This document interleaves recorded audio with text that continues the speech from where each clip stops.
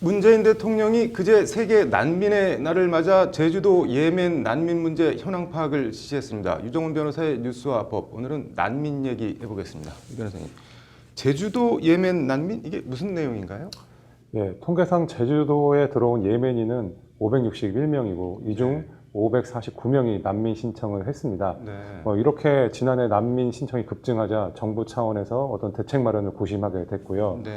여기에 대해서 정우성 배우가 SNS를 통해서 예멘인 난민과 함께하자 이런 난민에 대한 관심을 촉구하는 글을 올리자 이에 대해서 반박하는 글들이 올라오면서 난민 문제가 뜨거운 감자가 됐습니다. 네. 근데 갑자기 이렇게 수백 명의 예멘 사람들이 어떻게 어떤 경위로 제주도에 이렇게 한꺼번에 들어오게 된 건가요?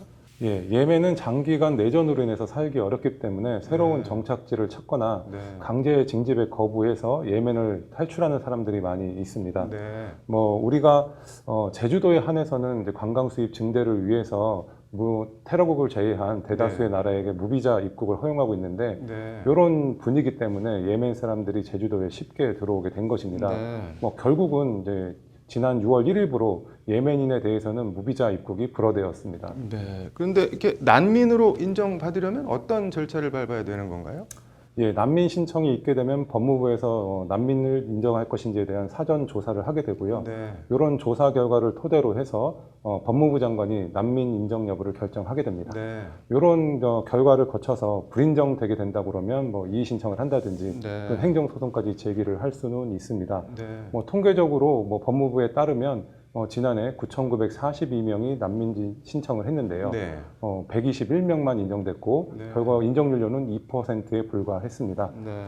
낙타가 바늘기 들어간다는 말처럼 난민 인정이 상당히 어렵습니다. 네. 이렇게 난민 신청을 받아주는 게 왜 이렇게 까다로운 건가요?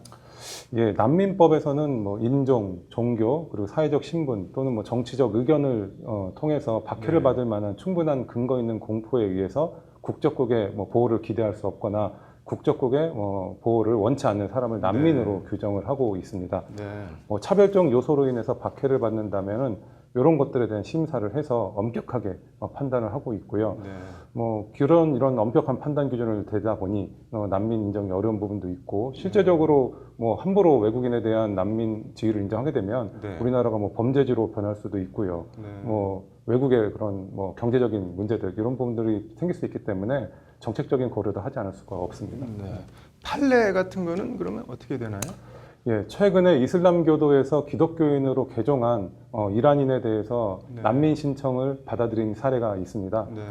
실제적으로 이제 단순 개종이 아닌 포교 활동까지 하면서 적극적인 자기의 종교적 신념을 표출한 경우라고 한다면 이란 정부에 의해서 임의적으로 체포되거나 신문당할 수도 있고 신체적, 정신적 고문에 노출될 수 있다고 해서 난민의 지위를 인정했습니다. 우리나라 판례에 따르면 동성애와 같은 성적 그런 취향도 사회적 신분으로 봐서 박해를 받을 수 있다 그러면 난민으로도 인정하고 있습니다. 예멘 사람들은 난민 자격에 해당이 되나요? 어떤가요? 예, 개개인의 처한 상황을 개별적으로 봐야 되기 때문에 일률적으로 말씀드리기는 좀 어려울 것 같습니다. 우리 판례에서는 이제 콩고 국가정보원의 정보원으로 활동한 사람이 정치적 그런 의견으로 인해서 박해를 받을 위험이 있다라고 해서 그런 난민의 지위를 인정한 사례가 있는데요.